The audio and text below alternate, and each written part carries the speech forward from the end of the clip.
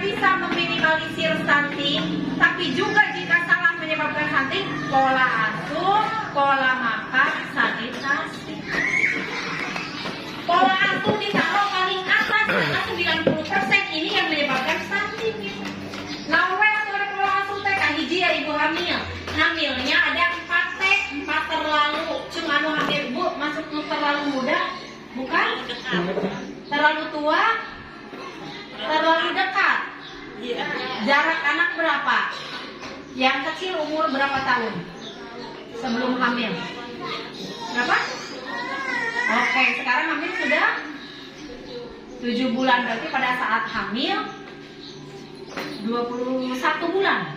Ya, 21 bulan berarti sebelum 2 tahun. Kemudian terlalu banyak atau terlalu sering. Oke, kenapa yang ini masuk kategori juga sama dengan kita pola asuh? Karena yang 4 terlalu ini bisa menyebabkan gangguan proses transfer energi dari ibu ke bayi, juga mempengaruhi kekuatan reproduksi rahim, vagina dan lain-lain, gitu ya.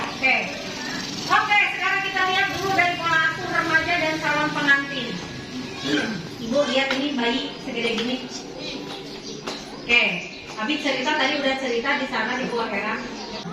Ya, perdarahan 4 kali lebih besar risikonya hipertensi. Makanya jangan menikah ketika dia belum selesai masa berkembangnya. Iraha selesainya 21 tahun, baru selesai rahim membesar, vagina memanjang, itu baru selesai ibu.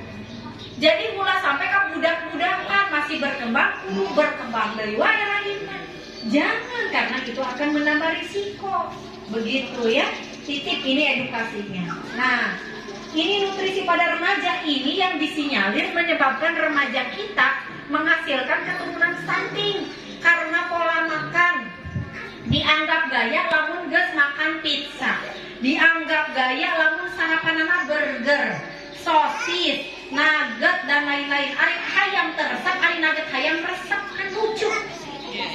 Gitu. Ari daging sapi nggak mau dikasih sosis sapi, mana terus-terusan beli di alun-alun di mana-mana. Ya, jadi yang aslinya nggak mau, yang sudah dicampur dengan bahan pengawet mau, begitu. Pola makan anak remaja nih. Jadi kalau ibu hamil, nutrisinya itu dari mulai sebelum hamil. Pada saat promil 3 bulan sebelum konsepsi harus benar makannya. Dia mau ujung-ujung hamil, kamari lupa, makan tidak dari sebelum hamil, nggak benar makannya. Jadi yang namanya promil, program hamil benar-benar direncanakan. 3 bulan sebelumnya harus benar makannya nutrisinya.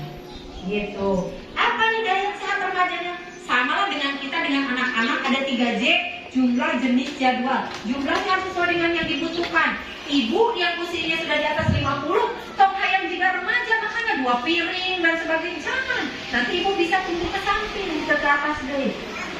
Begitu.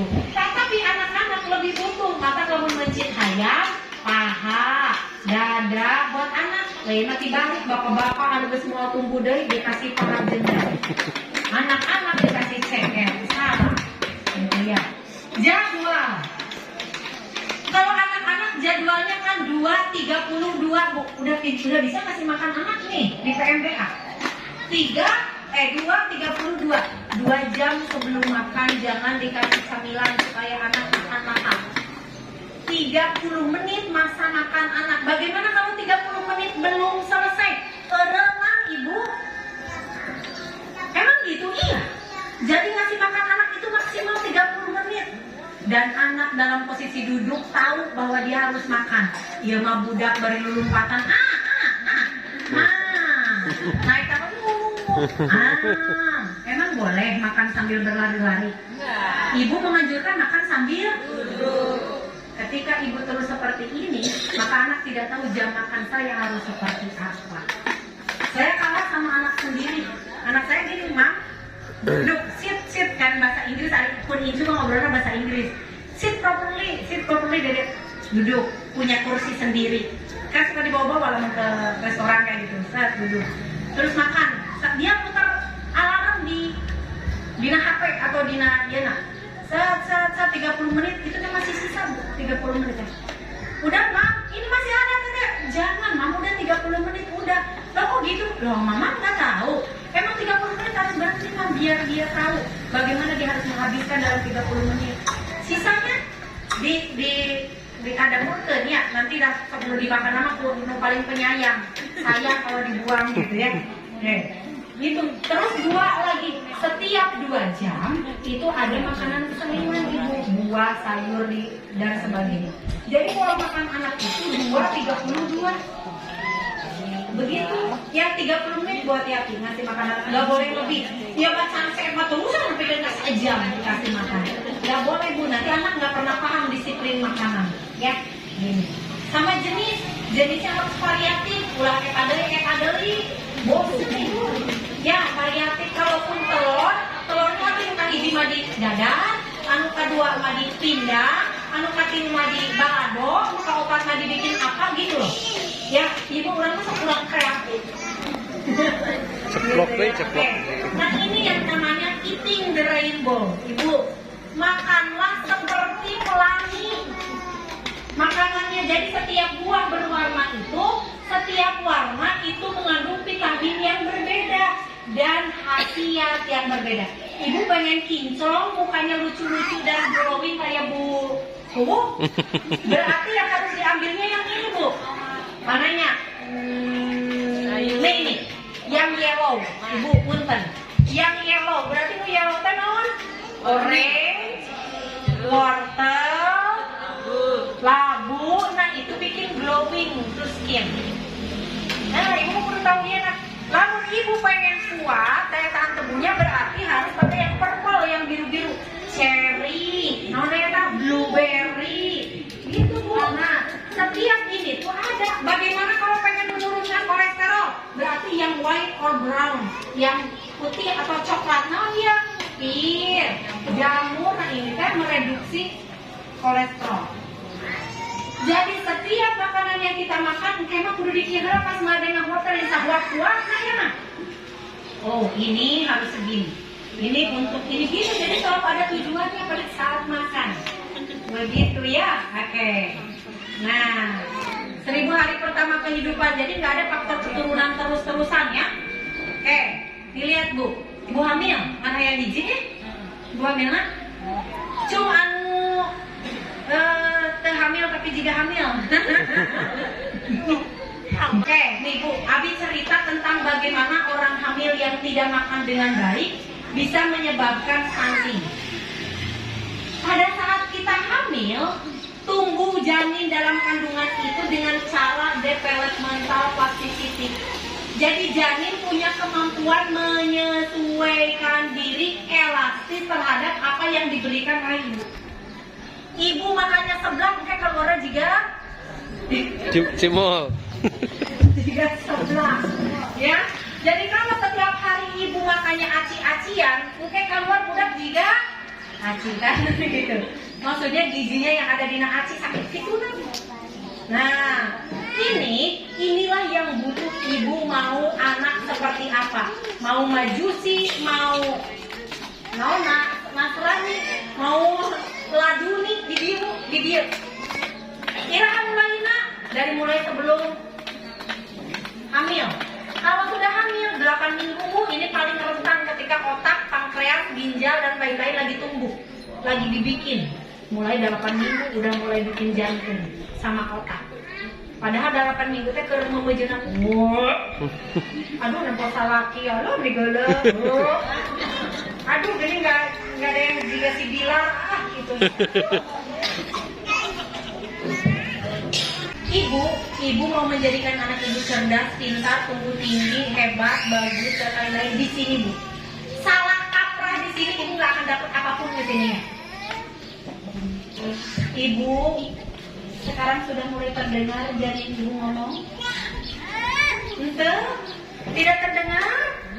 Cuman udah punya anak 2. Udah bisa? Mangga. Udah bisa mendengarkan janin ngobrol? Nah kemarin waktu umur kehamilannya 8 minggu dia ngomong gini, Mam, sekarang aku mau membentuk otak loh. Aku kan butuhnya makanan bagus loh, Mam. Apa? telur atau ikan atau ayam atau daging dan yang lain-lainnya 50 gram, berarti 50 gram itu telur 1 butir atau paha ayam, paha gedenya, atau misalnya dada. Terus butuh sayur mam, 1 mangkok. Sayurnya lain sayur, ya mas cair sama mangkok. Sayurnya bayarnya 4 lembar. Mam, aku butuh buah 100 gram. 100 gram itu setara pisang Ambon yang rada besar. Iya diberi cawu muli bu titiknya yang paling pinggir, yang paling kecil. Gitu ya. Nasinya mam, nasinya cukup mam, hanya 4 sendok saja. Diberi 4 sendok. Jadi nasinya lebih banyak daripada proteinnya. Nah, endog minta 1 ke ibu ngadon di dadar. Endog nak di dadar, dikocok, dicampuran tepung, campuran mie. Di dadar jadi mie dong. Kan protes ya orang teh di dalam teh. Mam, aku kan mintanya telur murni. Jaba dibagi 4 dan wijijang si teteh, wijijang bapakna dan sepotong jang si ibu. Sepotong deh ajang korok. Aku kok dapat 1/4-nya, Mam? Karena ibu nggak ngerti bahasa jadi tong rewel, makan aja yang ada. Nih, kalau terus-menerus seperti itu, si ibu nggak mau makan kecuali yang menurut dia enak, adanya di lidah kan enak kan sini. Perasaan, aduh, aku mah enaknya kayaknya mangga mentah dan mangga mangkal dikasih uyah sama cengek. Enak, di dia mah itu enak. Aduh, aku enak makan sebelah ke 10, di dia enak, di dia enak. Jadi enak itu ada di sini, nyampe ke sini mah yang manfaat, tidak manfaat, baik atau buruk di dia. Pizza, jam combro, di dia hunkul beda rasa, masuk ke dia sama, keluarnya sama. Ayah keluar nggak gelembung pizza? Enggak. Jadi hanya manfaat, tidak manfaat. Kalau ibu makannya tidak benar selama hamil, hanya menuruti keinginan asal atas dasar rasa di sini, sementara tidak bermanfaat untuk janin, lama-lama janin akan protes. Protesnya apa? Dia akan ngambil bagian dari tubuh ibu. Diambil bu, oh ibunya gendut, ibunya bagus, enak bayi ngambilnya, asik, aku dapat lemaknya banyak, asik, aku dapat gulanya ada. Bayangkan namun ibu hamilnya terus kering, apa yang mau diambil sama orang? Nggak ada apa-apa. Nah, kalau ini tidak diperbaiki, berulang-ulang anak harus mengambil cadangan yang ada dalam badan ibu, baik lemak, gula, energi dan lain-lain. Ibu kehabisan cadangan. Cirinya apa kalau ibu kehabisan cadangan? Sering pegel, nyeri gigi, nyeri punggung, nyeri dan sebagainya. Sayang sekali ibu tersadar. Oh dianggapnya pegel-pegel teh wajar, normal. Nyeri gigi teh normal, padahal itu teh habis kalsiumnya diambil sama bayi karena ibu nggak makan bener. Gitu bu. Tuh dongengnya lagi hamil. Ayo. Nah sekarang kalau cadangan ibu habis, kan tadi udah makan nggak bener. Cadangan dari ibu habis, tetap makannya nggak benar. Sekarang bayi akan membuat sebuah model yang namanya model hemat atau trade off. Apa yang dihemat? Yang dihemat adalah badannya sendiri, organ tubuhnya sendiri. Naon? Yang tadi otak jadi kecil, anu tadinya mau bikin sel otak sinap 1 triliun, jadi dengan 500 miliar. Artinya anu tadinya rek cerdas jadi teu cerdas. Yang tadinya mau tinggi, lahir nanti mau 50 cm, dipondokkan jadi lagi dengan 47 cm. Yang tadinya jari-jarinya mau lengkap jadi 5, jadi 4. Yang tadinya mau seperti ini jadi reket. Yang tadinya otaknya mau tertutup sudah tidak ada tempurung otaknya. Ibu, jangan main-main dengan apa yang ibu makan pada saat hamil. Sekarang perhitungkan ini. Karena ibu nggak boleh sampai di sini mode hemat. Mode hemat itu memperkecil semua ukuran tubuh, mengurangi fungsi semua organ penting karena tidak cukup makanan yang bisa membuat organ itu berfungsi dengan baik. Jangan main-main dengan stunting ini, dimulainya dari sini. Paham ya? Oke bu, ya. Kemudian nanti kalau ibu merasa, oh saya kecilnya pada saat di dalam kandungan kan ayam yang nggak boleh tadi yang tradisi. Ibu hamil tidak boleh makan dalam piring gede, ayah kan begitu. Ayah, dinapisin piring kecil, ayah kenek.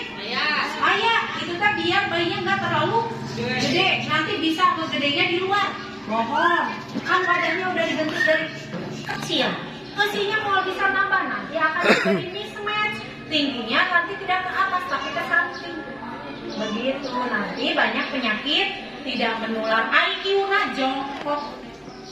Gitu. Nah, ini yang paling penting Bu, harus dipenuhi kebutuhan gizi selama hamil, jaga kesehatan fisiknya, jangan sering sakit, lakukan hobi kebiasaan yang menyenangkan. Ibu pengennya healing. Begitu, healingnya kan gak harus jauh-jauh. Nah, stimulasi perkembangan janin dikumahakan Bu, diusap-usap, disayang-sayang, diajak ngobrol. Ibu nyanyi Bu, nyanyian murotal, ngaji, ulang ngadangdut wae, tong pake wae karena dia udah dengar. Gitu. Periksa kehamilan rutin, kelola emosi. Ya, jangan stres ibu hamil. Oke? Nih, bapak-bapak, mana bapak-bapak? Lu jangan di luar ngopatan. Nih, beri perhatian kepada istri dan janin, antar atau hari pariksa tema diantar ke ojek. Ikut memperhatikan perkembangan janin. Mam, lihat USG-nya udah di mana? Anak kita 4 dimensi. Aduh, kelihatannya jadi pengek juga abah. Nah, gitu ya. Antar atau ke dokter, ya mah diantar ke Grab. Nah, membantu menjaga kesehatan istri, menolong istri mengatasi keluhan namun nyeri cangkeng. Sayang, aku nyeri cangkeng. Diusahakan. Gitu. Diincunan. Ya. Memanjakan istri boro-boro cinta. Ayo protes. Memanjakan istri. Belanja perlengkapan baju bayi ya makarege belanja perawan pan kamar ge aya kana. Hemat cenah kieu. Aduh kumaha eta sih akan. Nah, menemani istri mengikuti kelas parenting mood kamu bidan teh anter atuh tanyain ulah kieu mah kieu abi mah sering banget. Bu sareng saha sareng ojek mu teh sareng ojek sareng pun lancet, sang caroge sama bojo gitu ya kalau bahasa Jawa. Di mana? Di luar ngarokok. Pak mau masuk? Enggak. Ye, anu ngahamilan saha? Begitu. Ya. Oke, nih lihat nih otak Bu.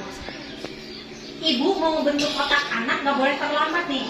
Ini pada saat lahir otak anak baru 25%, sampai dengan 2 tahun 70% jadi seret naik. Nah makanya 2 tahun masa emas hadiran nama kantun sedikit Bu 5 tahun. Nah setelah ini sudah. Ibu otak itu organ yang paling unik di semua organ-organ tubuh lainnya. Ibu pernah motong rambut? Mosok. Jadi lagi nggak? Bukan panjang lagi nggak? Panjang. Ibu pernah motong kuku? Tumbuh lagi nggak? Pak, otak nyukur kumis, ayah andai tak? Iya. Jenggot? Ayah. Ayeuna lamun ibu pernah ada yang donor darah? CF tuh. Pak, betina tidak, malah diregenerasi. Datang lagi sel darah merah yang baru 3 bulan sekali. Malah lebih sehat. Itu Allah hebat luar biasa. Subhanallah. Betul, berganti dia di circle gitu. Ya, jadi si bapak mah nanti punya sel darah merah yang kuat, yang baru. Darah muda, jadi terus darah muda wae darah muda. 6 bulan sekali. Tuh, 6 bulan sekali. Jadi bakal awet muda Pak, bukan awet tua. Ya. Nih, tapi ibu ada satu organ yang tidak bisa diganti ketika dia sudah mati. Apa itu? Otak. Otak itu kalau sel otaknya sinapsnya sudah mati, itu pruning namanya. Pruning itu kematian sel otak, maka dia tidak akan bisa diganti dengan sel otak baru. Jadi yang sekarang sisanya masih natap ke saya itu, masih ngeliatin saya ngomong, sebetulnya sel otaknya memang sudah habis mati dulu. Jadi lupa sekarang. Nah, apa yang menyebabkan sel otak mati? 1, kurang gizi. Makan tidak betul, pola makan tidak betul. Yang kedua, pola asuh. Pola asuh, ibu tidak memperhatikan tumbuh kembang anak. Kapan anak sudah harus bisa berjalan? Kapan anak harus sudah bisa ngomong? Kapan anak harus masuk PAUD? Kapan anak harus sudah mulai bisa mandiri, berdiri sendiri? Paham nggak itu step by stepnya ada di situ? Begitu ya. Yang ketiga, psikologis, cara ibu mengasuh anak, bullying. Ibu asap nyeseran anak, ibu asap ngomelin anak. Asap mau tidak mau kenapa diomelin? Itu teh sekali ibu ngomel, sekali bapak ngomel. Astagfirullahaladzim, kamu anak saha? Anak mama, bangun teuing, wayah gini kamar datang, subuh-subuh naik kuda. Nah, itu bullying Bu. Ingat, satu kali ibu membentak, bully, apalagi disertai dengan cacian, 10 sel otak mati. Sekarang hitung, dari mulai anak di dalam kandungan sampai lahir sekarang, berapa kali ibu merasa kesal sama anak, sadar atau tidak sadar membuli, sadar atau tidak sadar memarahi, maka hitung saja kalikan dengan 10 sel otak yang mati, sigana jutaan maut eta sel otak. Jadi kalau anak nanti bodoh, ibu atau nggak bodoh-bodoh budak karena ibu sendiri yang mematikan sel otak anak. Itu adalah stunting. Begitu ya. Jadi abi mah titip, udah. Ya mah, ibu mah kan hari biasa mah aku dikit ya, astagfirullahaladzim gitu ya. Astagfirullahaladzim, Allah bilang dan walaikumsalam. Ya mah ibu mah bener-bener astagfirullahaladzim gitu. Mewakili ibu, udah mewakili. Ya kan? Jadi naik dulu kan kita zikir teh ambil marah naik, ini mana naik begitu ya? Atau nama anak panjangnya dipanggil semuanya. Astagfirullahaladzim, Pak Hujan saya belum balik anak. Nah, binti, binti segala. Pernah ya nu nyentir, nyinter? Pernah ada yang membandingkan anakmu dengan anak yang lainnya atau dengan anak tetangga pernah? Tuh, jika anak si Pak Haji itu suka sama anak Ari mana? Nah, ibu sadar atau tidak, perlakuan kita itu membuat anak menjadi menciut otaknya. Ibu merasa itu baik-baik saja karena dulu ibu diperlakukan seperti itu oleh orang tua, benar nggak? Itu adalah namanya luka pengasuhan. Ibu membawa warisan cara mengasuh. Makanya sekarang saya putus, sudah lupakan luka lama. Jadi setelah itu biar kita bareng-bareng di surga. Ayo, jangan biarkan anak kita jadi stunting, jangan salah pola asuh, karena yang kita korbankan nanti adalah masa depan mereka. Kita nanti akan mati mungkin gak tahu kapan, ketika meninggalkan anak-anak dengan masa depan suram yang semuanya dibuat oleh kita. Itu tidak ada ampun, nanti kita akan ditanya di akhirat. Jadi jangan pandang stunting itu sebagai hal yang sepele, tapi juga luka-luka pengasuhan dari kita, gizi dan sebagainya, itu bisa menyebabkan anak stunting. Itu saja, sudah ya. Saya kalau diterusin cerita diri sendiri suka menyesal, tapi saya nggak mau ibu-ibu ke bawah hal yang menyesal. Ayo kita berbuat baik untuk anak-anak kita karena kita sedang menabung amal. Satu saat mereka yang akan membawa kita ke surga. Yakin nggak? Yakin selama kita mampu mendorong dia menjadi anak yang soleh dan soleh. Penuhi kebutuhan gizinya, pola pengasuhannya, perhatikan lingkungannya, doakan setiap hari, setiap malam, setiap nafas ibu ridho, ibu mendapatkan anak seperti ini. Doain terus. Oke, ibu berdoa untuk diri sendiri dan untuk anak-anak kita. Itu saja, stunting bisa dicegah. Ibu berdoa sama-sama, berarti kita harus ikhtiar. Itu saja, hatur nuhun. Wabillahi taufiq wal hidayah. Assalamualaikum warahmatullahi wabarakatuh.